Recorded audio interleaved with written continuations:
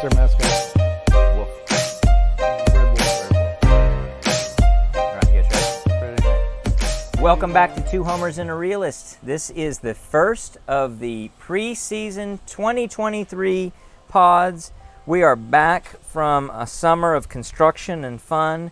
We are ready to start building a winning championship season. I'm Steve. I'm Connor. Jay. Lucas. So we're here at full strength. We're ready to go. We are exactly, is that right, exactly 1 month away from 30 days away? Exactly 1 month from today, we will be playing football in Norman, Oklahoma. Wow, against the mighty Red Wolves of Arkansas State. And we're what was it, Jay? A 34-point favorite initially, right now? I'm going to take the over. I'm going to say we're going to cover that. You would. No, you're wrong. It's not 34. It's not 34 and a half. It's 33. Oh, So. then I'm a hard cover on that one. Wonder how many of our players will bet on that game like the Iowa State and Iowa players are My doing. God, what a wake-up call. I hope they don't. Do we want Dylan Gabriel to bet on it, though? Maybe Well, it's not legal in the state of Oklahoma. As long as Jackson because we're Arnold behind the isn't betting times. as well. Was it? And it wasn't that it was illegal.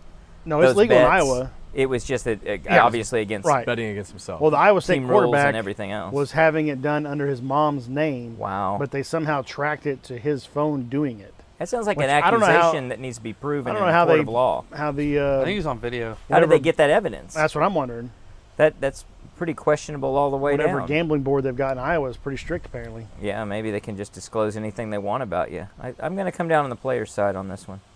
Well, let's talk about some things, and we'll go farther than Iowa because let's talk about conference realignment. It is very much in the news. This is catching everybody's eye, I think. It is accelerating the way it did over the past couple of years all of a sudden, and this was a prediction I've made before, is that it'll come in these waves and all of a sudden everybody starts running for the exits. We're seeing that, it seems, in the Pac-12 that the breakup, what seems to be the imminent breakup of that league is really shaking up every different school, making them think they need to find a new home. I would be that way if I were a president or an AD at one of those schools. Yeah, that's a good old-fashioned bank run to the big boys. It sure is. And you've obviously got the Big 12 that's on the hunt for schools potentially like Utah, Arizona State. The Big 12 celebrating the fact they got Colorado. Maybe if we get a time machine, that'll actually be a good team to bring into the conference. You've got rumors that Oregon, Washington, Stanford, Cal might go to the Big 10. You've got rumors that Florida State and Clemson are really shopping hard, which you've got to think Florida State, Miami, Virginia Tech, and North Carolina aren't far behind.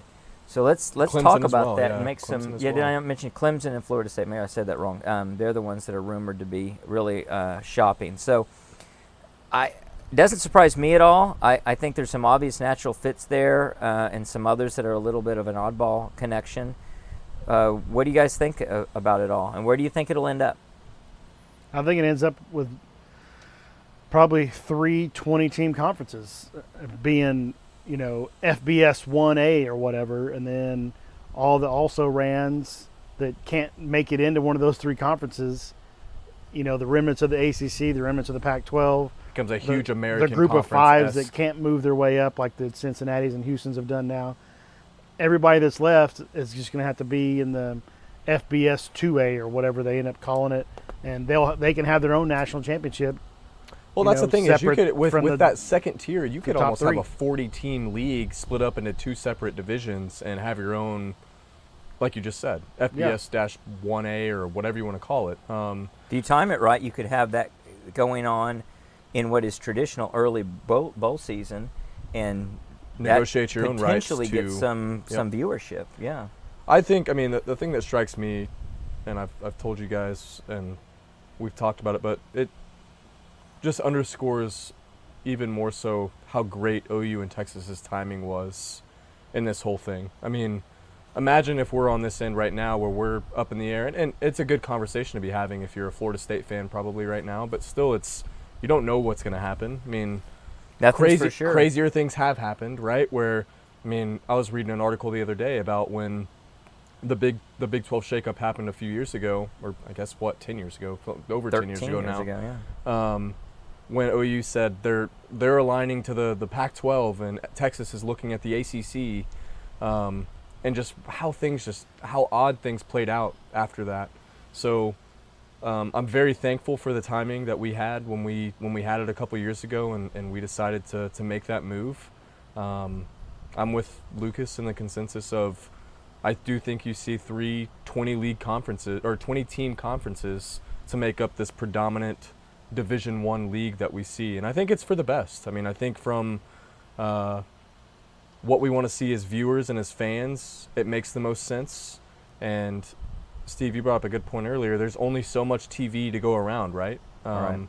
And even something that I said at dinner, it's going to be interesting to see some of these teams, or leagues. Who's the first league that goes to Amazon Prime? Who's the first league that, like we mentioned, Apple TV Plus was pitched in the Pac-12 this week. So I think it's just, I've had some conversation with some friends. It's so crazy to see where we're at right now relative to where we were even 5 years ago.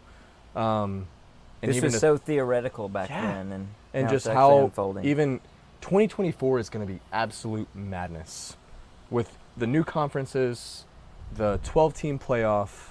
It is going to be absolutely crazy. I'm super excited. I think it's positive change across the board. So I'm all for competition. I think just as a fan of football in general, if you do get it down to 60 teams, and that's where 99% of the quote Division I prospects from high school go to those 60 teams, you're going to have a better overall football product on the field week in, week out. You know, you're still going to have your blue bloods and your teams that dominate at the top because they'll just get even more of those players.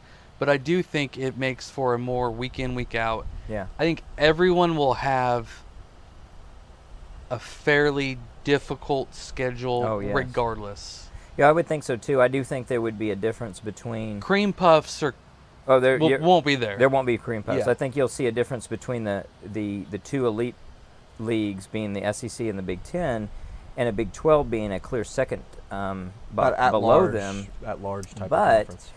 I do think that across the board, all of those, if you pick out the traditional weakest teams, a Rutgers, a Vanderbilt, a Kansas, all of them will be better in that. Give it 5 years or more. All of those teams will be better and relatively better than what we see today, and this dispersion between top and bottom will be less because of what you say, that you're going to see a migration of talent, and that is where it starts to get really scary for a team that may not make the cut in any of those, a team that may not make the Big 12, where you're looking at that as your last refuge. If you're a Boise State, you've got to be really worried. If you're any of the Pac-12 schools who don't have a home come 2024 right now, you've got to be worried. Even if you're a middle of the line school right now, trying to recruit, and I mean Florida State not being able to tell recruits, where are you going to be? Where are you going to be? Are you guys think it's going to work out in the ACC? Are you going to go to the SEC? Which again kind of goes back to that timing that I mentioned earlier. Being able to position ourselves where we're at, and not only be able to say we're going to the SEC, but saying we're going to the SEC in 2024. And it's a done deal. And it's contract done, signed. And we can move Everything's forward. on. Yeah. It's huge. It's a really big deal. I think it's ever more important for teams to position themselves quickly, which for Colorado, credit to them. I mean, I'm not saying the move to the Big 12 was, I think it's a pretty neutral move for a team like Colorado at this point. But it's necessary. But it's necessary with where the Pac-12's headed, and to be able to give those recruits the confidence that they're going to belong to one of these conferences that's going to have more than 12 teams in it, and is going to be in the mix for some of these 12-team playoff conversations. It's a really big deal. I would say they're probably ahead of anybody except USC and UCLA right now, because they know their future. They know they're in a league. Now, these other schools obviously could accelerate really quickly, but if you're Oregon, if you're recruiting against Oregon, you absolutely are playing up that story. If they don't have a home come 2024, yep. What are you really signing up for? And they have to be worried about that. Now, likely they're going to land in some place really good. I'm betting it's going to be the Big Ten, but it doesn't have to be.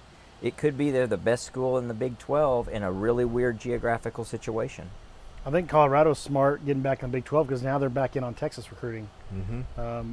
Yeah. Right now they can go to California, but you're already fighting against USC and UCLA, who are moving to another conference. Mm-hmm. I mean, you're going to play games in Stanford and Cal, but getting back into the Texas market Oh, yeah. with Tech, TCU, Baylor, So much Houston, closer that's going to help psychologically Colorado. and geographically. Well, especially for the older fans of Colorado, yeah, they were in the Big 8. yeah. They were in the Big 12. You know, Boulder's easy to sell too when you're selling Boulder against Yes. Lubbock, Texas. Yeah. Yeah. You know, I have a question. So, OU and Texas going to the SEC makes it 16 teams, right?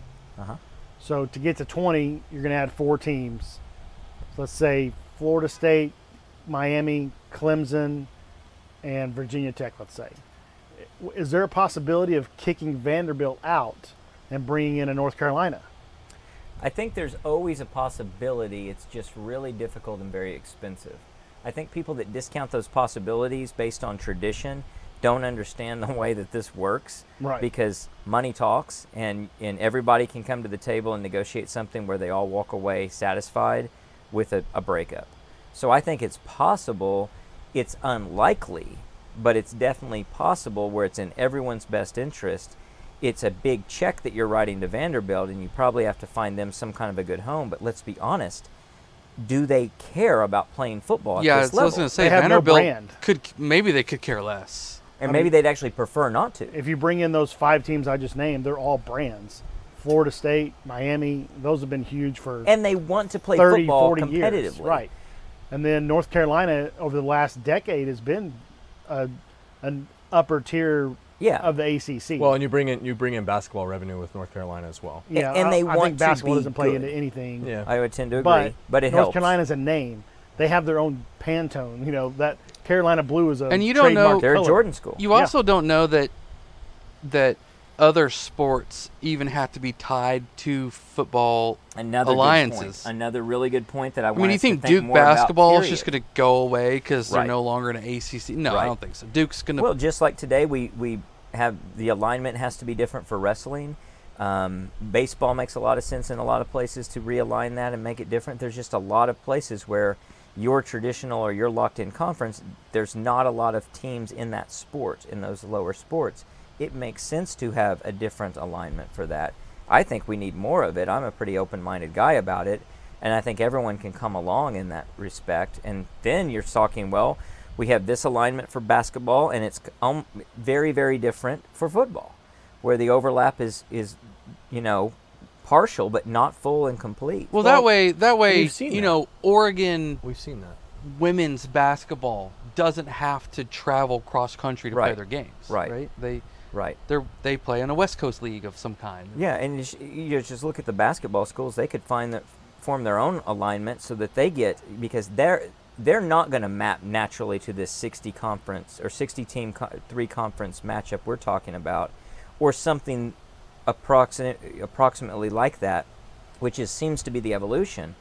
You would maybe rather have a different alignment, even if it ends up being 60 teams, but it's probably more like 80 or 100 or some number because of the way basketball works.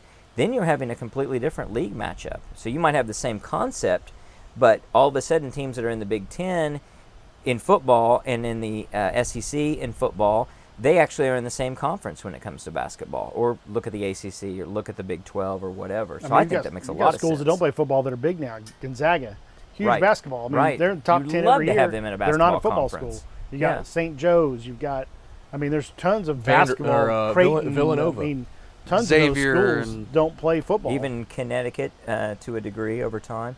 nope. So- They're Fiesta Bowl runner-ups. I do think that the Vanderbilt is a really intriguing one because they are so academic and so non-sport oriented that it really makes sense that they Yeah, would find baseball's an all they exit. have. Baseball is They're a something, really and good they could baseball stay with team. baseball. They Yeah. stay. That's a different alignment. But I think brand name-wise, if you got the core 4 that we're talking about, Florida State, Miami, Clemson, and then Virginia Tech or North Carolina, one of those, yeah, well, one I'll or do the you other. one better. But either one of those schools is better than a Vanderbilt year after year. Well, I'll do you one better. To get the money to kick Vanderbilt out, and kick them out is a harsh way of putting it, but to make it a mutually desirable situation where they exit from the football scene, you add Florida State, Clemson, Miami, and Notre Dame. Notre Dame. Yeah. Then you have all the money in the world. But then to you're do not having to kick whatever Vanderbilt you out want because then to you're do. at 20. Well, okay, and then add a Virginia Tech or Or North North Carolina. But Carolina. I'm saying the key is get those 3 ACC schools plus Notre Dame, and you write any check you want I to think write. if Notre Dame ever goes anywhere, it's the Big Ten. They've played The only tons conference they've ever been in is the ACC. They've played tons of games against Michigan, Michigan State. Sure.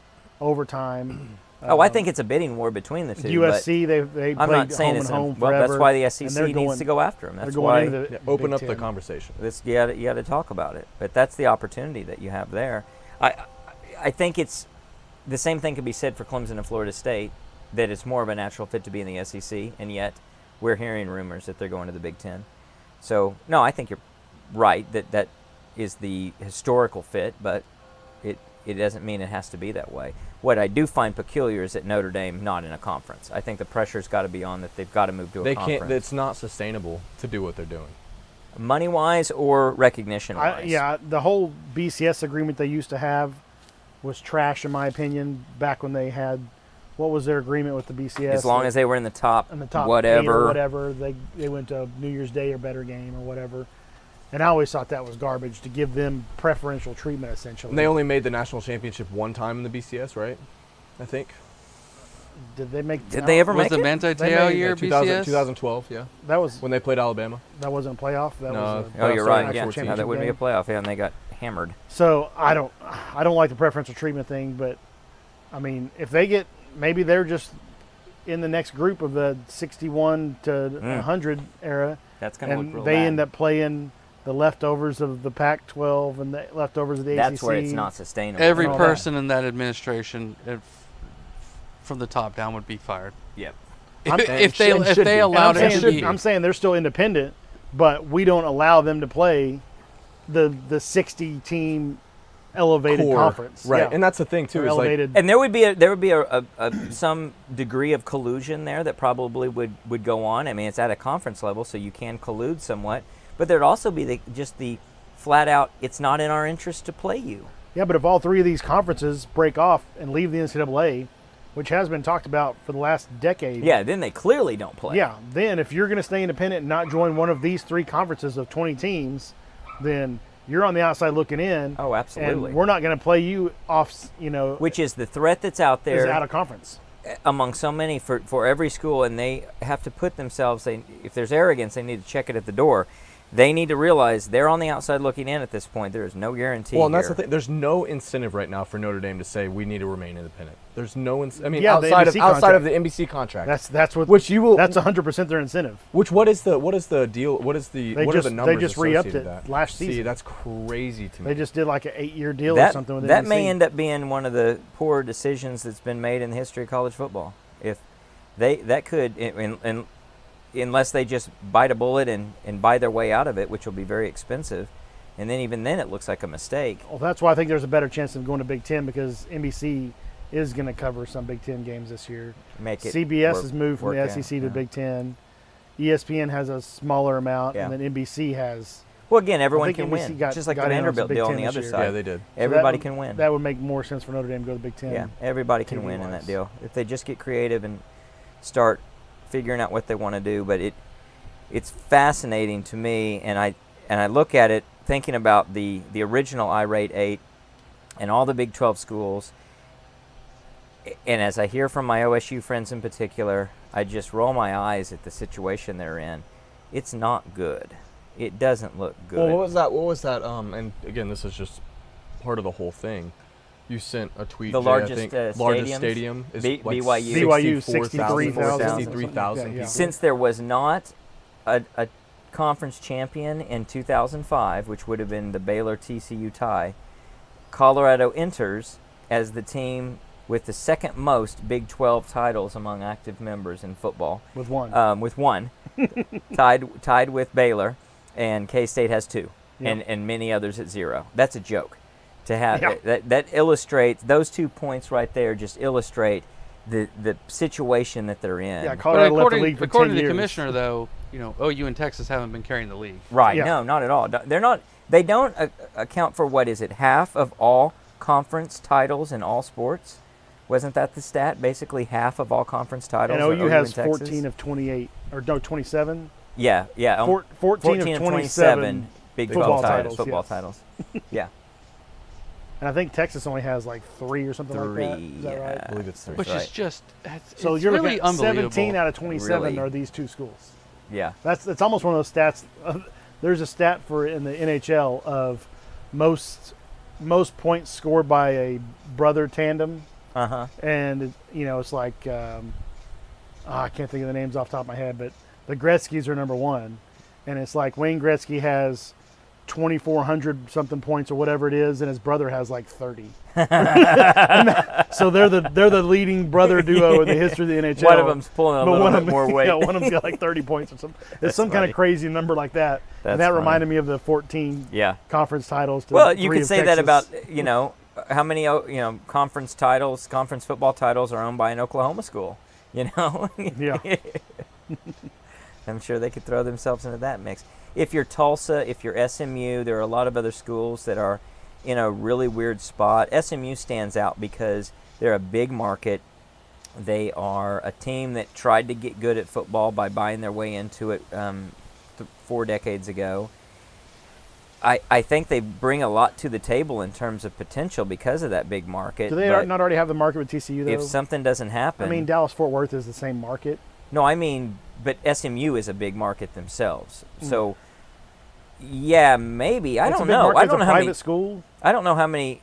Well, it's Dallas. I'm talking TV market. But it's Dallas. But TV markets aren't there's more OU fans in Dallas than there are TCU and SMU combined. So that's Probably. not what's relevant. I think what's relevant is the fact that you've got a lot of donors with a lot of money who would be interested in seeing that school be part of a Big 12 or something.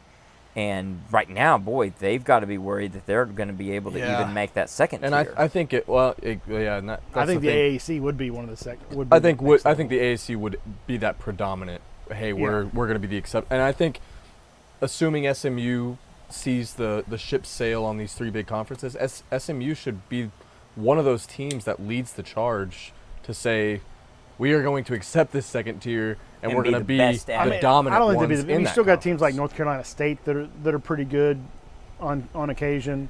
Oregon State, Washington State. I mean, Leach was at Washington State, winning 8 games. And that's where I divide there's still that bigger second tier teams. into 2 different ones. Like you have an East Coast and a West Coast with people in the middle going one way or the other, right? You have 2 divisions in that second Well, tier. they probably end up how many? So there's a group of 5 conferences now, and then Yeah, I you're guess. gonna go from a Power 5 to a Power 3. So that's 2 conferences that are gone, ACC and Pac-12, and those would join group of 5s like Mountain West, AAC, Sunbelt. MAC. So those 5 group of 5 become a group of 6, let's say. And I think they're then- probably a group of 2. And like then you said. those just play their own national championship. Right.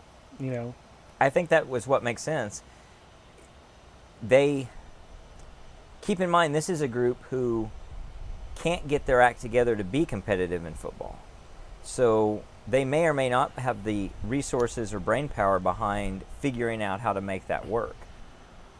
They may just let it die on the vine, Well, or it may just there's been small meander examples. and be- Cincinnati, Louisville had a pretty good But run here. you've got to and get there. this Well, done at an organizational level that's Yeah. so much above it. Look at how Well, the NCAA have plenty of time to focus on those schools You'd think because so. the big 3. But the it's big not 3 a- power conferences But it's left not an the NCAA thing; it's a conference thing. And just like the Big 12, a so-called power conference, completely screwed up, wet the bed, and let Texas and OU out the door after they let everything else break up. I would say the Big 12 is a pretty sophisticated conference as compared to some of these others. But they're going to be in the Power 3. But yeah. they're going to be in the Power 3 after they screwed everything up. Yeah. And they're the bottom of the Power 3. What I'm saying is Well, their failures, I'm saying the Big 12 failed tremendously. And we're expecting these other conferences to do better than the Big 12 did. I have my doubts. I mean, Bowlesby destroyed the Big 12. Yeah. But your mark has actually been proactive, signing that TV contract before it would come up to jump in front of the Pac-12. And literally, Yeah. that's the only reason the Yeah. Big 12 is surviving and not the Pac-12. But I'm wondering, though, how much like the Big 12 in hindsight is looking at teams like NC State and those other ones who may be left on the curb when this realignment occurs and saying, man, we missed out on, we got South Florida, but we didn't get NC State, or we got They didn't get South Houston, but we Florida. didn't get Oregon State. Central type of Central Florida. Or Central Florida. Sorry. Or if they've got, or if they go after Arizona and Arizona State, which seems to be a weird level of appeal from my friends in Stillwater, which I don't know if they've gotten the news, but those schools are not serious about football. They're not good markets. They're not good at football. I think they just like the idea of going to Arizona. Like, you can go to Arizona anytime you want. If you just have an airline ticket, they'll let you Scottsdale's a land. hub. Yeah. You don't Well, they played have to. Arizona State last year, I think. They play them this year. They had a They home. play them this They year. play them last again year. this year. They play them Yeah, last and year. this They play year. them again this So- year. What is the deal with the Arizona Board of Regents? Have you seen what that is? They have a Board of Regents for both schools. Yeah, it's it one sounds like entity. it's a package deal. Yeah. They don't have a separate Arizona Board of Regents and an That's Arizona State. your It's, first mistake. it's one Board of Regents for both schools. I have That's no idea how interesting. that works. Can you imagine being tied to Oak State like that? They imagine that we were. They want to. Yeah. So last thing, maybe on from my side, does this open the door for any of those top tier Division II schools to come into that lower tier, like the North good Dakota question. States North of Dakota the world? Good question. Do you want to move into Mount that? Union. Do you want? Yeah. Do you Well, want it's to? now or never, maybe. Or Sam Houston State? Do you want to move into that? You're never going echelon? to get into it if it really evolves to an elite 60 schools. We're never going to find a way to get 2 or 3 or more into it, I don't think. I would watch North Dakota State versus, I keep bringing up NC State, Boston College, or something like that. I wouldn't watch Oklahoma State. It's more watchable than Louisville. a North Dakota State Division II playoff game against Holy Cross. which you probably never Boise's watched. got to go somewhere. exactly. We always thought this would turn out to be 4 16-team conferences. But This has been unless the interesting. ACC really pulls off Yeah. something wild, And wants to get serious. and Yeah. maybe, I don't know, they could pull West Virginia. Yeah, they're going to have to do something with the Big 12 that basically says, here is the north-south equivalent of the Mason-Dixon line. I don't know if it's the Mississippi River or something, but you guys get to the west and we get to the Yeah, east. we're taking Central Otherwise- Florida from y'all. We're taking West Virginia. Otherwise, That they're gets going to them 2 span more the teams. entire nation the way that Big 12 does. And so some of them are getting some of the Pac-12 schools and some of them are getting the others. And that's a lot of travel. The problem with 4 16 teams is the level that the Big Ten and the SEC is going to have to play versus the ACC and the Big 12, let's call it. They would argue that now, though. I know, I mean, the SEC but then it gets really argues true. it now. yeah, but it would really be. The Big Ten still Well, has I don't know. I Rutgers mean, and let's think about who Nebraska. you'd have in terms of a upper echelon, top above average. They're not necessarily elite, but occasionally elite. You would be talking about Oregon. Well, I guess it was easier back when it was USC and in that conference. They're not there, but you'd be talking about Oregon, Clemson, Florida State, Miami, Maybe if you will. Washington. Maybe occasionally a Washington. Only thinking that because they Utah made a today, playoff. Utah today, but not Utah historically. What would it take for the ACC You'd to have some stay, of that. stay together, though? You'd have a clear How many division. teams are in the ACC right now? Are they at 12? 12. I think it's 12. Yeah. So No, There was a 12 or 10. 14. No, it's big. We should know this. It's at least 12. well, they added Louisville and Yeah. somebody else a couple years ago. But say Florida State and Miami decide they want to try to make it work, then you could end up with the 4 16 teams because Yes. the SEC's already going to Yes. have their 16. They're Right. at 14. The Big 12's I going to thought have, so, or the Big yeah. 10's going to have their 16. Yeah, they're So at literally, 14. if they just power played and took West Virginia and Central Florida away from the Big 12, that gets ACC at 16. Yeah. Well, even And start then the talking Big about 12 takes takes the rest Oregon, of the Washington, Washington. Arizona. They take start the talking Arizona about the Arizona Notre, State. the Notre Dame play again. I mean, ACC and Notre Dame, like start talking through that again. Yeah, Which because again, where they've they're a been. would take a basketball lot. conference. So, Yeah. but I mean, again, with the, I really respect what Florida State's doing, and they're forcing the ACC's hand, saying, I don't like the deal that you guys are giving us compared to what these other teams are getting, and I'm going to start looking elsewhere until you come back to the table with something that I want to But look the at. ACC swears they've got an ironclad agreement on their grant of rights because they Everybody just has signed it. it It's called like a a year contract. ago. Everybody has it, and it can be renegotiated. And all they have to do there is either get enough money for going somewhere else that they buy themselves out, or they get the others to find a new home and they bust it up by agreement. So I'd be talking to the Big 12 to say, How about you peel some of these schools away, and so that Which we is can what get was this originally going. happening, right? The Big 12 and ACC said we're going to create right. this thing where we have an alliance. That's right. Yeah. And we're going to play each other, and we're going to refuse to play these SEC and Big 10 schools because of this realignment type of Because they thing. made us mad. So I mean, Yeah. I could see this being a 4-16 team then. It still could if happen. the ACC could grab 2 more. If they got Notre Dame, then they could stay together. Oh yeah, if they If they get got Notre Dame, they're in and good then either shape. West Virginia or Central Florida away from Big 12, and the Big 12 wouldn't hate it because they've still got to scavenge the Pac-12. Yeah. Oh, and, if, and you, it would if be you're a going good to trade, trade. if you're going to trade UCF and West Virginia for For Oregon and Washington, sure. I would Big trade 12 make that deal immediately. all day Yeah. long. And they'd probably like it geographically. It works out. Yeah. It probably is a win-win. So it definitely can be done. I would expect something like that is the future. It's got to happen People quick, who though. think the past is the future are just deluding themselves. It's going to continue to change, and this isn't sustainable right now. We're not going to be in a situation where we've got these really disparate, completely unequal leagues, with one of them looking like they look as defunct as they did when they followed the Big Ten down that road of we're not going to play during COVID. I'm talking about the Pac-12. They have no leadership, no vision for the future. It's why they've lost 2 of their best schools, and the writing's on the wall, I think, for the Yeah, rest of them. Pac-12's collapsing, for sure. That's a good topic. That was thorough. We'll come back to that, I'm sure.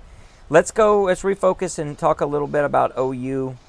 Who? The Sooners, the Okay. Oklahoma Sooners. Let's talk about some players and what we've been hearing. Let's talk about position groups. Yeah, all of this is initial. All of this is subject to change as developments arise here in summer camp, fall camp, however you want to determine it. What do you guys think? Tell us, Jay. What are you Well, I'm a excited little about? upset with Venables stealing my thunder on some of this, but You told him I was ready. not to mention that. Yes, And he went and but- did it. Yeah, well, he's a busy guy, but I was ready to proclaim Gavin as a breakout star, anyways. Sawchuk or Freeman? That's good. Both. Freeman. Hot take. Both good. Both fast. Yeah. He just looked like the few times he got the ball or times he should have gotten the ball, he's just I mean, he really only got it on some end arounds. he's just a better, faster Drake Stoops. And I think Stoops will get the start most game, maybe every game.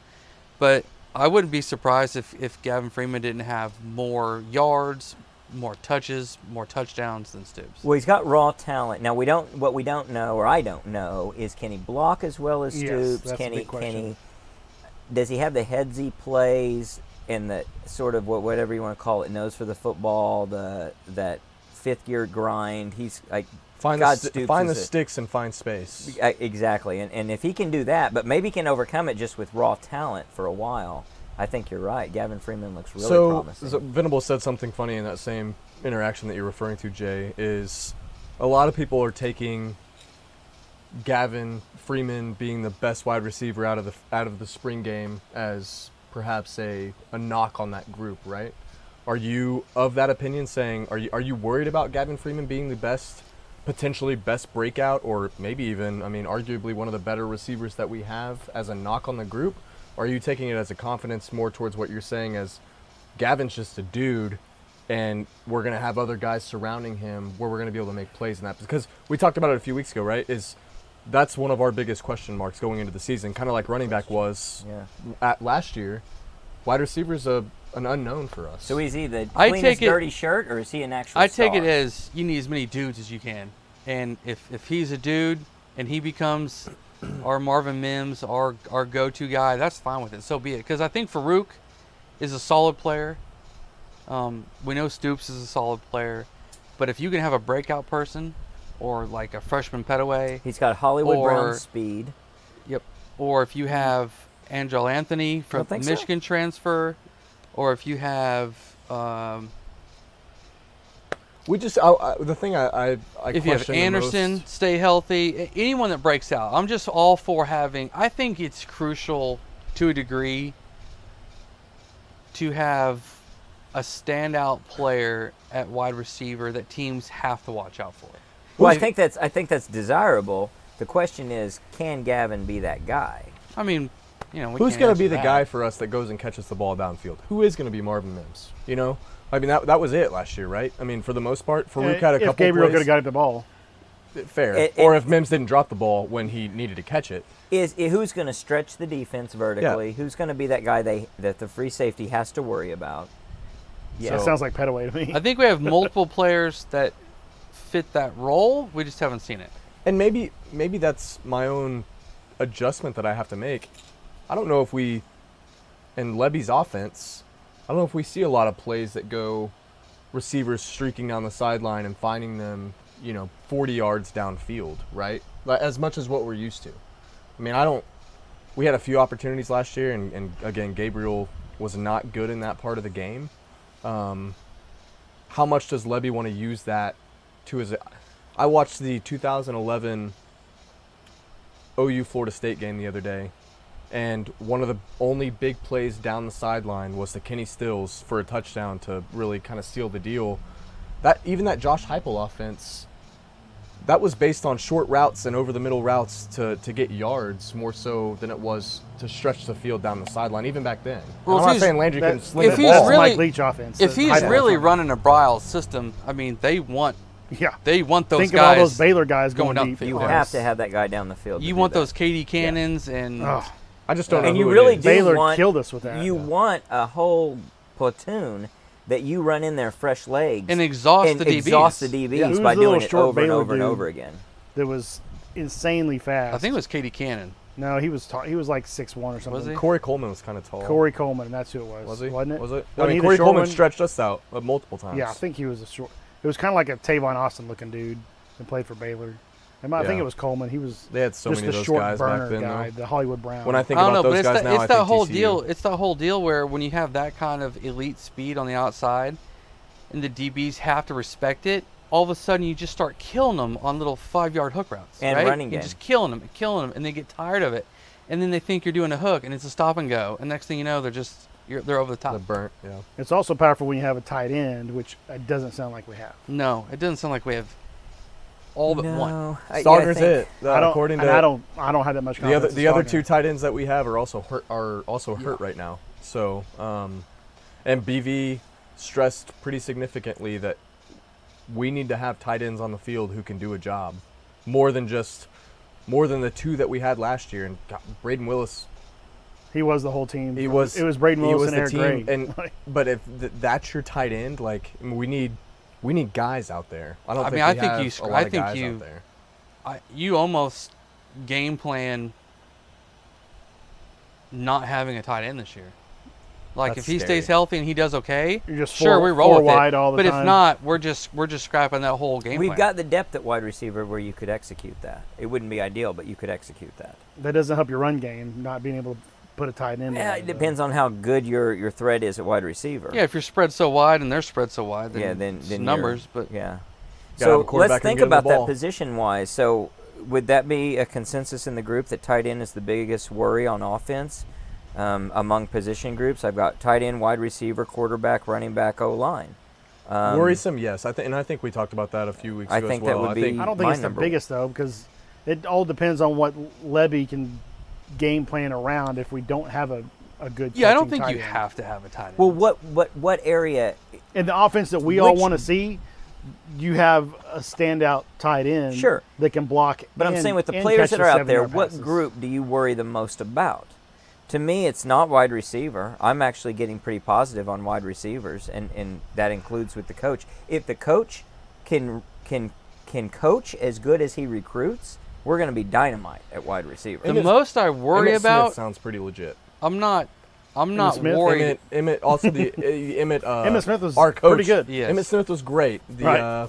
What is Emmett what is his Brown. last Jones. name? Emmett Jones. Emmett Jones. Man, only the two most recognizable American last names in the world. I'm not worried about this position group, but I think it's the most important regardless, and it's the offensive line. Outside of quarterback. I'm getting more and more confident there, though. But I feel confident in the offensive Yeah. line, but I think it's the most important position group to worry about. Yep. If the line doesn't come together, I don't care who you have anywhere else. Well, especially what it's taken for us in the past. Very true. 5 to 10 years to get our offensive line going. Even with those, we've talked about it countless times on this podcast, how it takes 4 to 5 games for Biedenbow to get his guys where he wants them to be, and us not understanding why this isn't something we've been able to do in the off season or in fall camp leading up to our first game, why this isn't something we can get correct. It sounds like the starting 5 is set, and I hope that they don't tinker too much with it. I know you have to, because players will come back and look different after summer and improve and whatnot. So Sure. somebody can always beat somebody out at some point, but it sure would be nice to just spend August with those 5. Well, and that's what we're rolling. We with. put out a great poll. I was going to ask that about that, and so you've got. Who's I got just the was most looking pressure? at it. Yeah, go ahead. Which assistant coach has the most pressure? And all the votes went for either Jeff Lebby or Ted Roof, and it was 67 to 33, Jeff Lebby. So that was kind of interesting to me. My vote went for Lebby. I think he's got the most approved. Biedenbow was on that list. I just looked at it, but who was the 4th one? I'm sorry. It was Jones. Probably Jones. Yeah, Jones. I'm very confident in Jones. I'm pretty confident in Biedenbow. I'm actually very confident in him. I think Jeff Lebby has the most approved, and maybe that was sort of a trick question by having 2 coordinators on there, and kind of a trick question by having Ted Roof, because is he really the one with the most approved, or is it Brent Venables, who I very originally had when I started the poll, but then I said let's change it just to be assistant coaches. I think arguably Venables has the most to prove, but Lebby is right up there, and Lebby's offense has the most to prove across the board, and all of these elements have to come together. I'm really confident at running back. I'm really confident at quarterback. I'm really confident at wide receiver and O-line. Tight end is the only weakness that I see. I mean, numbers-wise, and the players Not all you're those are as looking good at as we want, I know. on the depth chart and whatnot, tight end is by far the weakest. I'll say that's a good way. It's the weakest position we have. What about but you either- can scheme around that. I think so, too. Yeah. I mean, there's plenty of offenses in the country that don't have a tight end. Absolutely. I mean, it's we're not the best Iowa. one to have a weakness at, Which right? maybe reinforces the Jeff Lebby take on that poll, right? Right. I mean, Did Ole Miss have a major league tight end? Yeah, when, I don't remember that person if they did. I think a tight end is something that somebody utilizes when you have when a you really have a good great one. I agree. Like, you have to use them if you've got I actually one. think it's also an overrated position, where I think it's kind of an old man in the stands yelling down, throw it to the tight end, where they're remembering Keith Jackson or Mark Andrews and or Jermaine Gresham, and they're saying, like, why aren't we throwing it to that guy? It's like, because that guy's not on the field, and we Right. have other options, and that's not the entirety of the offense. So Yeah, I do but think if it's you look something at the can most scheme successful around. offenses, even in the NFL now, I mean, Travis Kelce is probably the best option in NFL as far as receiving threats. You've got He's Kittle. an aberration. Kittle. You've got Mark Andrews. Andrews. You've got Zach Ertz when he was at Philly. And maybe that just speaks to who the type of guys that are going to the league at But that that's what I'm saying, position, that when you have right? that kind of guy, you use them. But it you opens use up them. the entire field Right. when you've got that guy that's a huge threat. Right. And But we used Mark Andrews as a big freaking receiver Yeah. when he that's was right. here. That's true. He was a deep threat He receiver. did get better blocking by his senior year, or did he Sure. leave after his junior? A junior, I Junior think. year, yeah. yeah. But so by the end of his junior year, he had gotten much better at blocking. Gresham, I Yeah. feel like, was always But they also pretty good know at that blocking. I'm probably going to the league. I've got to start working on my block. And look at the other fact that, for what it's worth, when you're in a fantasy league, you never pick a tight end before you pick a receiver. Unless You're- it's Travis Kelce. Even if I don't think so. I mean- Even if you're the 10th pick in your league, your 10th receiver taken is probably going to be ahead of that tight end. Not in the leagues I'm in. I don't. Because It's Kelsey so- scored outside of maybe Justin Jefferson and Okay. Jamar Chase. I mean, For that one Kelsey's guy, probably like and that's top it. Okay. 5 All receivers. right. Kelsey is After- a probably after and Kelsey. he's an exception. He's an exception. Yeah. Like after that, it falls off, and it's just not that important of a position. So it's a luxury where we're in a position. If But the that's fact we true. can name the 5 top wide Right. receivers in the NFL just off the top of our head. I'm not a guy who follows NFL. I know all the guys we just mentioned. There's not a lot outside of that, right? So I mean, tight ends, you mean? tight ends, yes, at that position. There's not a lot. But of, we can not a lot roll of off that. wide receivers all day long. But the best offenses we've seen, we have had that guy. Well, sure, but and that's true. We don't mean, expect Trent this to Smith, be one of the best When offenses. you go Trent Smith, Yeah. Jermaine Gresham, Andrews. Well, yeah, and we also had a great. But we also had a season. running back that was better than any running back that we expect to see on the field this year. But we still have a lot of stock in the running back, and we feel like the running back's a really key position. We can do running back by committee this year and be great. I would love to have a Joe Mixon in the lineup. Do we think we're going to do running back by committee this year? I don't know if it'll be by committee, but I think it'll be two guys. Predominantly run two. Will we have a running back that eclipses 15 carries in a game? Yes. Yeah. Yeah. Yeah. think so. Will he be a guy that? Not counting a blowout where you're trying to run the clock out. We're not going to have a guy who's in any kind of a Heisman conversation. So that's the difference. We're going to have guys that are nice, solid, But you still think we will have a running back with more than 15 carries in a game? I think we'll have it. I think we'll have a guy. I think you shoot for 2,000-yard rushers. I agree. I think that's ideal. Oh yeah, just 2,000 yard rushes. That's nothing. I don't think that's I don't think that's not that unreasonable crazy. at all. Yeah. I think that's probably. That seems pretty doable. Have you seen Jeff Lebby's offense? And He likes to. We ran more last year than we passed. I think it's going to be. And it'll be 55, even more. 45 or 60, Jay 40 on has run watched pass. the Florida State bowl game more than anyone else in the world. They were the top 5 run defense in the country, and we ran for more yards than they allowed the entire season. And we had 3 starting O linemen out that skipped. Yeah. So I got another question. Okay, go. Will Jeff Lebby run Dylan Gabriel more with Jackson Arnold as the backup than he did last year? 100%. I sure hope so, I hope so too. and I sure think he will. Because he but I ran sure the hell hope out of so. Matt Corral Yeah. at Ole Miss. Yep. Although I think Lane Kiffin was probably the offensive coordinator.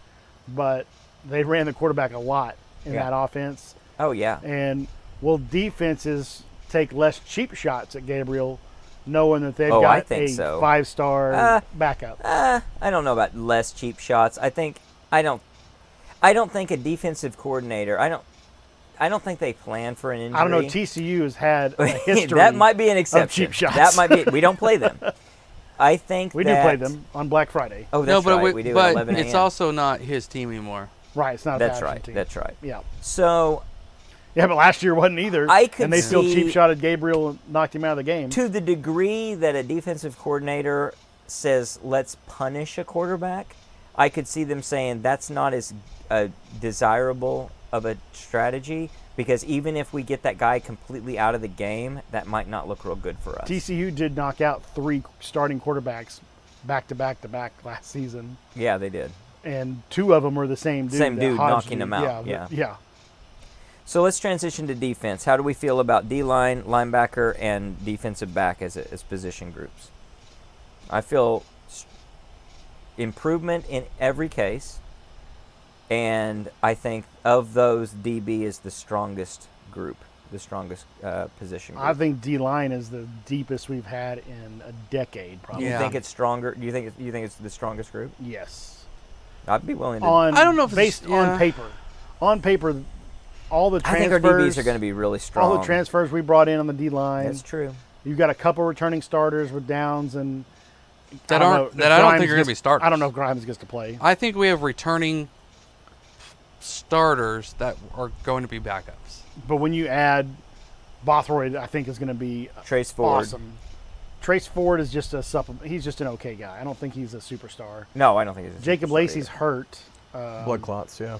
So- Terry from Tennessee. Yeah, I Venables think loves the Terry. defensive line is going to be way better than we've had. Yeah, I mean night and day. in a Totally while. agree. Totally agree. DB wise, Woody Washington's got his spot locked down.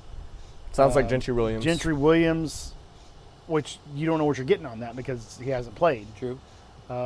Safety wise, Billy Bowman, awesome. And then It's toss up. are you playing the kid from Tech? Pearson. It's either Pearson or Key or I guarantee you, I would take You've got some depth. I would take a It's pretty strong safety. bet that Key starts that position. well. Plus, you have a Robert Spears. But I Jennings. think there's You a have guy breathing down his Peyton neck. Oh, Bowen. absolutely. Peyton There should Bowen. be, right? Peyton Bowen by the end of this season could be the starter. Could be the star. I'd love to I see mean, a Bowman backfield. I think like, there's a chance he's deep. I mean, I think come Texas game, you're going to have a Bowman safety team. I would love to see that. Linebacker, I think my confidence there is back to Brent's comments a few weeks ago. it sounds like we're going to have at least depth We have of depth. guys who We can have- play. We finally have depth. We're probably not anywhere close to where he wants that to be, and we may be where he wants it to be with existing players in a year or two, but it will be so far ahead of where we were last year. It's going to be a big improvement. Agreed. Yeah, and Ted Roof mentioned it yesterday. I mean, again, some coach speak. You may end up seeing a brand new front seven outside of Danny Stutzman. So Stutzman has that defensive captain role locked down. A lot of praise for Kanik, which I think we saw flashes of it last year of potential and learning that position.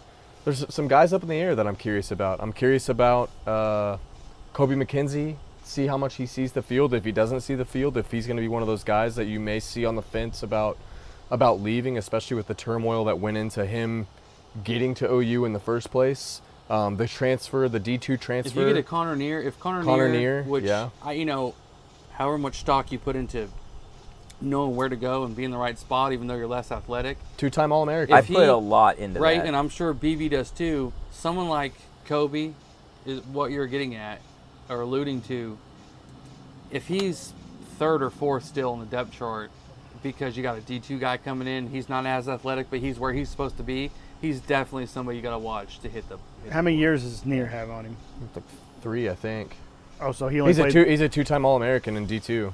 Well, then he's used 2 years for sure. Then. Well, I don't know if he redshirt or Yeah, I'm not I sure, don't know. but I'm not sure if he came in as a. But he can only play. Did he 2 come in more as Well, a- he said he came in as a will linebacker and moved to Mike linebacker, I think, at whatever school he was playing at before.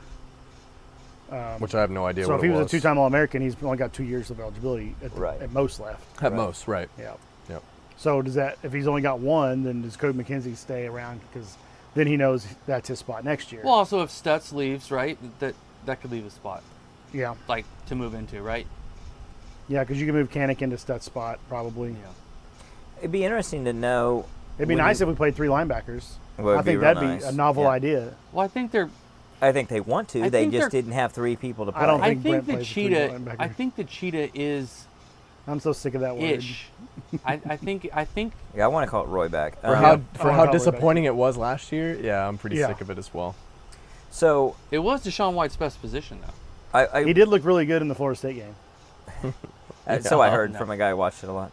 So it'd be interesting to know, to look back on the Clemson record, or even back to when he was at OU, but especially at Clemson, how many of these marginal guys did and I know the transfer portal was a different world back then, but how many people did Brent lose? I don't think it was a lot. Or did he retain a lot of people because they I think you can had look at the promised for seniors. I future? think you can look at the He- older he guys brought that a lot he of guys kept. back. You kept the guys that kept coming back, and kind of back to that same point. I mean, from what we saw in the spring game and from what we heard initially, I don't know how you keep McCullough off the field, either. Yeah.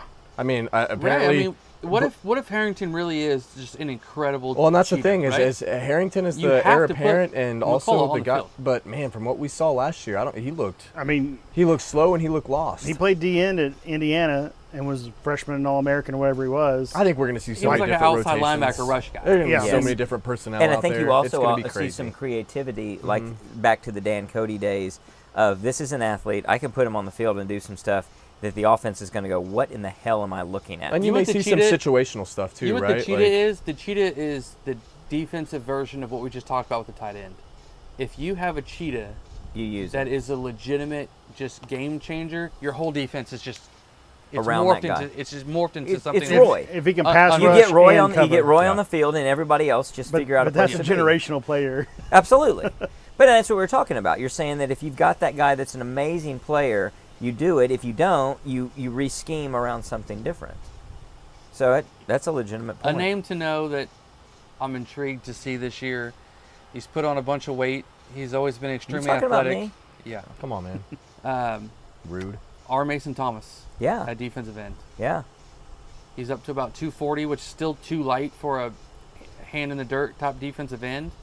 But We saw flashes early he's last made year. a bunch of plays underweight, He had a really Like, good really first 4 underweight? games. Yep. and if Most you, of the defense did. so that'll be. Can they stand him up on the edge? I don't see why not. I mean, I think Oboe Oboe 2.0. style. I Yeah. think 2.0. PJ can be that guy too, even as a Oh, freshman. Yeah. That guy's got so much length and speed at his position. Yeah. But I mean, we're throwing it even like, if you don't throw a ton of weight on him, I still think on 3rd and 11s, you just rush the the crap difference out of maker. I him. mean, but I Absolutely. mean, listen to us talking right now. Like with the fact, this is the depth relative to what we used to have. Right. Oh, a third, we're a just third running down, like a names third and out long, there. like pass. Yeah, Yeah. put McCullough, Bothroyd, and PJ in, and just see what happens. And R. Mason, Yeah. R. Mason Thomas. Yeah, it's just you've Ruin got someone's a life. Yeah. NASCAR package Well, of. and that's what screwed us last year. Think of the West Virginia game where we just let them march down the field on 3rd and 10s. No, Yeah. no presence. Yeah, we didn't blitz or anything. We just sat back and let them pick us apart. So that's a good question. Instead of when you're in a tight game, we just let them march down the field and kick a field goal to beat us. We haven't even mentioned. We just go all out, starting at the Yeah. 40-yard line, the opposite 40-yard line, or even the 50 at worst. And if you get beat on a big play, at least you tried to go stop them. So do you think that I want to see more aggressiveness. I do in too? the defensive Well, play I do calls. too. You know, I love that. we haven't even mentioned our representative that went down there from the defensive line for Big 12 Media Days. Ethan Downs. No, Didn't he go down there? Lualu. Oh, yeah, that's right. So much depth. So when we look at comments like Brent made recently in the Athletic article where he was saying that we had literally only 3 guys that could play the linebacker position, that gives me hope that what he was forced to do was to be as conservative as possible, which may or may not have been a good decision. I'm not saying it was a good strategic decision, but he's basically playing it as safe as possible. Whereas when he has depth, when he has talent, he can then blitz with a lot more aggression. Be more of a gambler. More of a gambler, knowing it's probably going to work out, and if it doesn't, we can come back and regroup and it'll work out. That's my hope, is that these guys can do that, and we should see not just more blitzes, but more blitzes with actual results associated with them, or at least where you say, oh my God, they were that close to shutting that thing down. Not where we saw blitzes that were like, oh my God, what are they doing? Like, we went without blitzes for so long in the early part of the season, and then when they started blitzing, it was like, I see why they didn't. Yeah. And it was just kind of sad. We need to see opportunity there, and I would hope that that's what we're going to see with the depth and with the talent and everything coming together. And I again, not to, it's just because I recency bias, and I watched it this last week, that Florida State game back in 11, and it's exactly what you guys just said, is not letting people just take advantage of you on these third downs. Right. And man, bring was in a hard-hitting team, too. a cornerback blitz on 3rd and 4 Yep. to go and just stuff any Well, and sort that's of obviously momentum. relevant because that is back to some of the era of where we are in college football, Yeah. as well as Brent Venables. But if you look back even farther, I want to get back to the days, again, it's a generational type player, but where you have people like Roy Williams or Brian Bosworth who would blow up a play just doing whatever the hell he wanted. Yeah. Just blow up a play. I want to see us, and I Yeah, think because Brent, he's there. in his Yeah. history at Clemson and everywhere, he's not afraid to have a guy blow up a play because he can do it. Just knowing I'm going to put this guy on the field, and even if I tell him don't leave your feet, he knows Roy's going to leave his feet, and he's going to make the one of the greatest plays in the history of OU football. So we need to every once in a while get those generational players and give them the freedom of movement to do whatever they want like that, but also for that upper above average group that aren't necessarily elite, but still give them some freedom of movement to do what they can do and execute and put you in. I like the idea of let's gamble and let's be aggressive. And if we have an offense that can come back from a bad situation, worst case scenario, they score a touchdown. And then we're back on the field and we can score touchdowns. Best case scenario, we put our offense in a great position to score a touchdown. Whereas last year we were not in any kind of trade-off like that. Well, the book on us last year, too, is the analytics were like, if it's 4th and 3 or less, you've got no going. reason not to go for it. Exactly. Because you're 4th going to and get 3 outside of our 30. And truth be we told, were the worst, I think, the worst in the conference. the worst, yeah. At 4th down stopping. I mean, it was We so were bad. one of the worst in the nation, actually, in that. Yeah, I mean, at 4th and 3 and in, they're always going to go for it. So if you can start out conference play by stopping a couple of those here and there, And not people and- will rethink Yes. later. Yes. Man, And it's not 4th and 3. It's Yeah. it's 4th and 8 because you've done your job. yeah. More often than what we did. Yeah, again, on paper, the D line's not. It's not even the same ballpark on It's paper. not. So I could be. You're persuaded talking that about that's the, you're talking that's about a the starting position lineup group. last year of Reggie Grimes, Ethan Downs, Jalen Redmond. Redmond, and like Jordan Kelly Isaiah actually Coe was the or starter Kelly, on day right? one, I think, yeah. And 3 of those players are returning. Yeah. And they might not even. I really don't think they're even start. Maybe Coe starts. I would actually. I'd probably put Kelly in front of Coe, to be honest. I think they all start at the beginning. Grimes may not for Bothroyd, but I think Downs start. I think beginning of the year. I mean, I can see that, but Just I mean, 'cause as when team you leader really giant, yeah, really later. need it, it's. I'm telling you, Ethan Downs, and probably a Coe, definitely a Grimes, unless he's made a huge jump. But just the fact that those are And Luwalu. I mean, just the fact that Yeah. those are our replacement players, Right. Absolutely. just speaks volumes to where we're at. Well, let me give you some red meat for the homers in the audience and the homers on the pod. So when you talk about the D line being so fantastic, keep in mind that we know that that is the area where it's the first point of emphasis in the SEC. And why? Because it has to be. But in the Big 12, to have that same position where we're positioning ourselves there, you don't have to be that great on D-line. And if you are, you can be totally dominant. And so our ability to succeed in the Big 12, if what we're thinking is true about the D-line being good, that could be a control the line of scrimmage point of view that is lethal for us in many situations, where we're controlling the game plan in a way that we haven't seen in a decade or more, because we just haven't had that D-line play.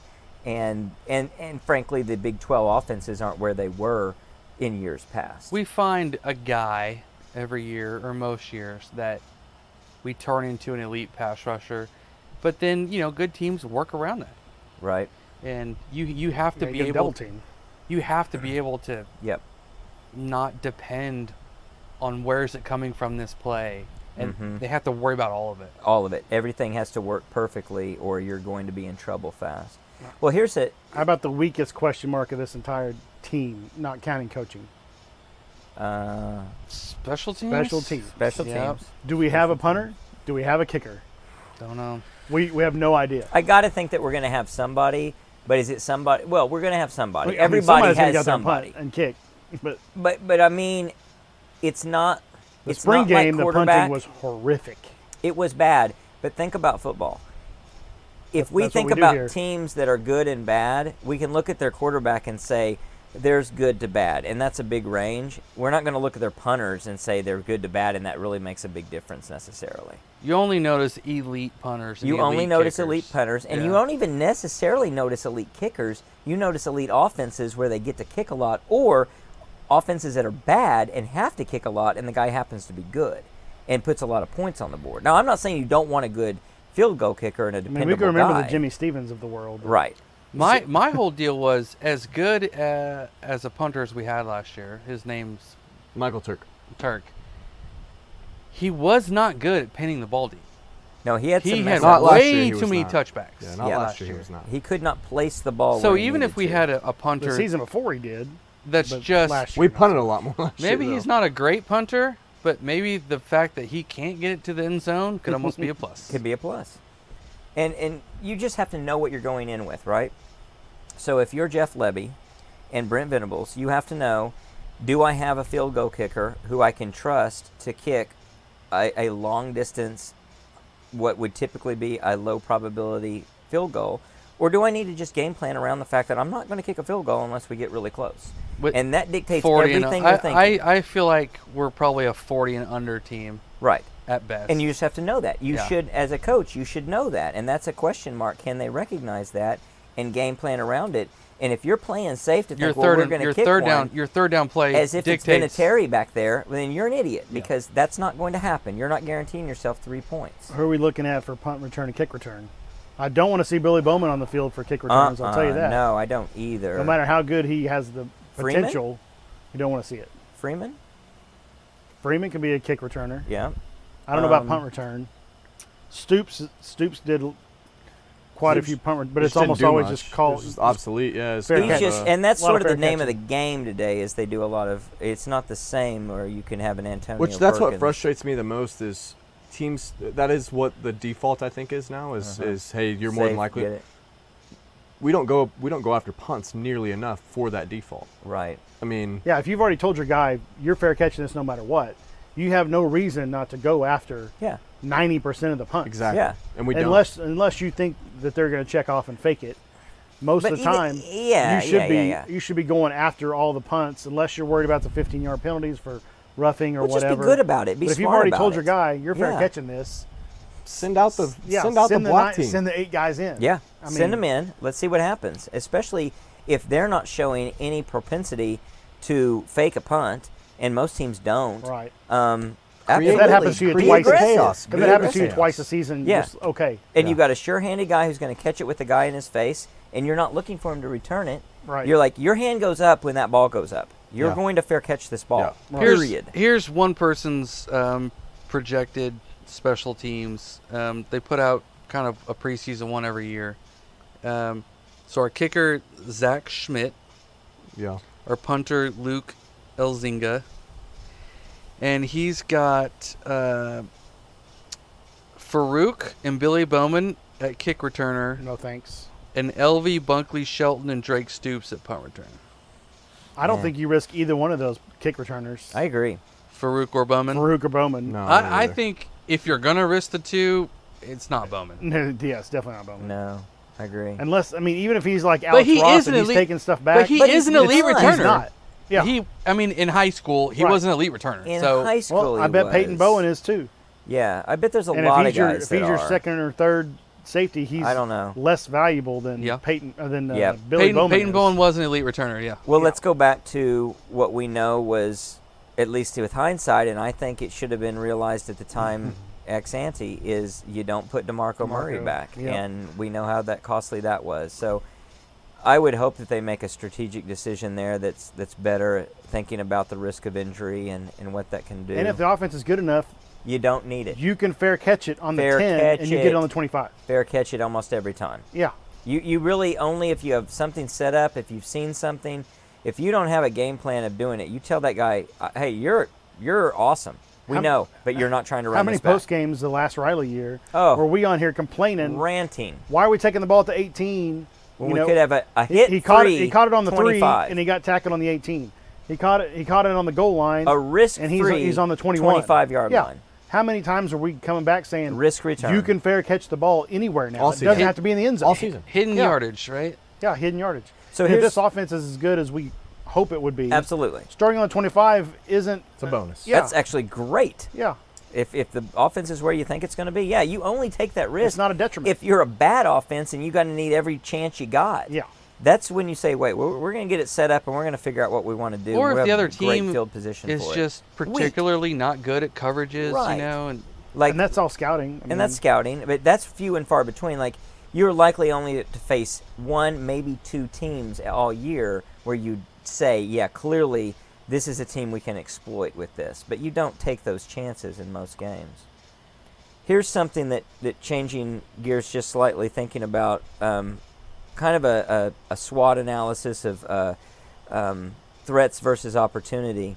We face 4 really weak teams right off the bat. We should go into Texas undefeated. We should have no trouble with those first games. We should see, hopefully, Jackson Arnold in a lot of series.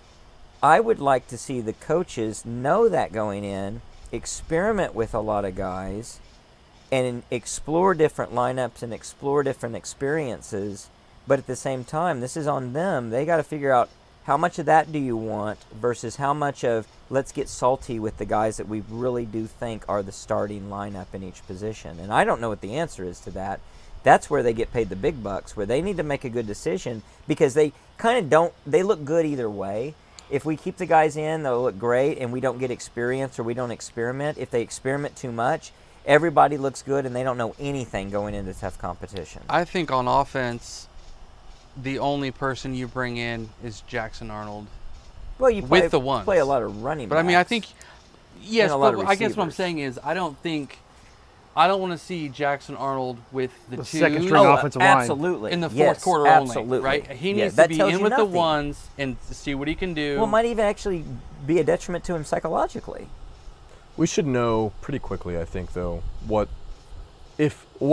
which one of those two things should happen, right? And I mean think defensive line, linebacker, Yeah. DB, I everybody. think defense will have a huge rotation. It should. I think it should. I think we will have a legitimate two deep.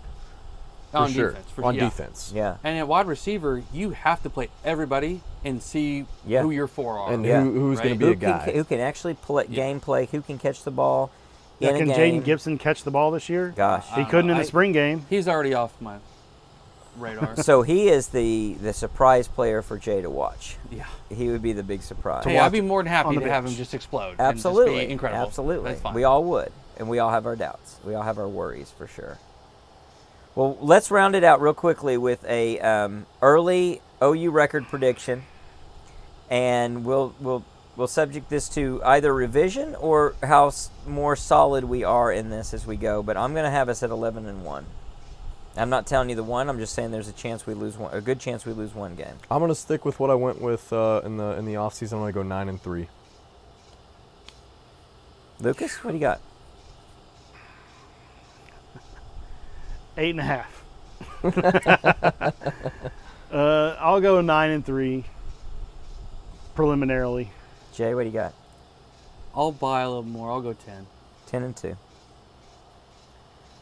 None of those would surprise me. 9-3 would be, depending on circumstances, maybe borderline disappointing. 11-1 The schedule's would so be bad. It's scheduled so bad. I look at It's the so schedule bad. some days so bad. and I'm like, oh man, it's an 11-1. It may be a 12 That's what I I keep mean, we looking don't at. play Kansas State. Other we days, don't play Tech. other we don't days play I look Baylor. at it and I'm like, oh man, I don't know. You caught me on a bad day. If we had Kansas State, Baylor, and Tech on that schedule as opposed to three others, Oh, yeah. then I think, oh man, 8-4 is what we're looking at. I think you know. 8. I think 8 Yeah. is. I'll say it, 8's a bad season. Yeah. With this schedule, 8 Eight is is- bad. Unless something totally right, surprising just happens. totally whatever. I actually think 8 9-3 bad. is pretty troubling. 9-3 is disappointing with this schedule. as well. Absolutely. 9-3 is disappointing. So you guys are locked into disappointing. We're not locked in. This is preliminarily. Okay. Well, that's what I'm saying. You're I don't know. I may initially be at saying. 12 I and 0 don't in know 3 that weeks. 9. We'll I don't see. know that 9-3 is disappointing. With this schedule, it is. Texas is a loss you can have. Texas, TCU. Okay. TCU, I don't know what they are. we're not sure what they're going to be, Yeah, but it's a home game too. they though. might have a better And quarterback then than they like had last year. something random at BYU or something. At BYU is not a cakewalk. I mean, That that's just might be our most challenging situation. I don't think it's just because of my bias or hatred or going into it. Texas was not a great team last year. And I don't know how many pluses versus minuses they've had in this offseason coming into where they are. They are riding so Texas high right now, and I just don't see They it. are on I some mean, they drugs lost down their there. best player. Yeah. Bijan Robinson Bijan, went to yeah. NFL. And they've got Yeah, they had 5 losses with they Bijan. are in la la land at quarterback. Both not just with the backup, but also with the starter I mean, Starley pretty good against us last year. against us, and not against many others. He looked really good in a early good. exit He looked against us and Bama. Alabama, Us and Bama. and then not very good Right. across the board. He was so like 18 for 43 or something against Oklahoma State. He slimmed Like, up could- a little bit. I think he's put in some work this they offseason. they his certainly mullet. could He did be cut a his mullet. playoff He team. cut his mullet. That and gives they him an extra certainly win. could be a team that disappointingly loses 3+ games. Well, I hope so.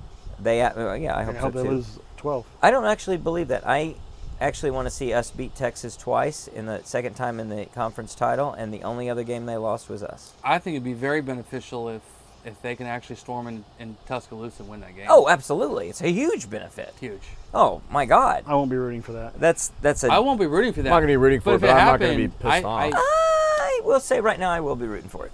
I'm going to root for it. I'm rooting for Texas to beat Alabama. Why Sickening not? To hear those words. It helps OU. I think there's 3 scenarios that could come out of that game, and 2 of them favor us. One, they go in and win. I think that favors us because Texas cannot handle the Well, hype not- that's already not there. Just that, It'll it just be makes us. It's better No, but- competition. No, but It's- I just Their think heads will get too Texas is big. Texas. Oh, and yeah. they'll just Oh yeah. they'll yeah. just like stop trying. You Right. know, they'll just we're Right. so We good. won don't the even have to national do it. Yeah. Another scenario that benefits us, they just get drummed.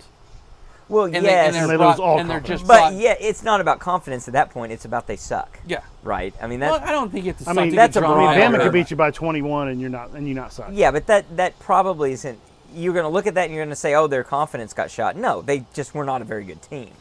So if they get beat that bad, they're just probably not very good. They're not the team that they think they They're are not the right team now. they think they are. Yeah.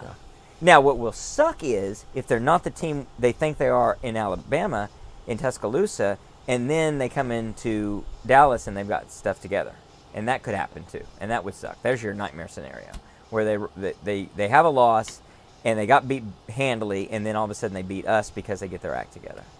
That could happen too. And it's not out of the question. Well, on my that opinion. sour note, anything else to add until we get together again? We're I gonna have a cannot lot more believe predictions. we are 1 month out. It's this awesome, has been guys. the weirdest It's- off season. I'm sure I said the exact same You thing definitely last said year. the same thing, and I It thought has the been same thing. very but odd, though. I mean, it's it's just been a long, drawn-out off season. I've been so unplugged from it too. I mean, it's been. Yeah. I'm about to get on my OU rewatch schedule of my favorite games over the next month, so we'll see. You should watch that. Get some tape. It's hard to find about OU versus Kingfisher College, 179-0. It was yeah, it was I've been an looking amazing. for that one. YouTube it's an amazing. doesn't have a lot of content around. It's that a one, great but- game. Good It was prayers really up good. for Mrs. Venables. Yeah, yeah, Yeah, prayers to absolutely. Mrs. Venables, absolutely. Very, very sad situation. Let's hope for the best. Absolutely, obviously. But we've got a lot to cover coming up in upcoming pods. As a preview, we're going to be making even more outlandish predictions. We're going to talk about teams on and off the schedule. We're going to talk about who we think is going to be in the Big 12 title game, who we think is going to be in the playoffs, and we got a lot of bold predictions headed your way. So until next time, Boomer. Sooner.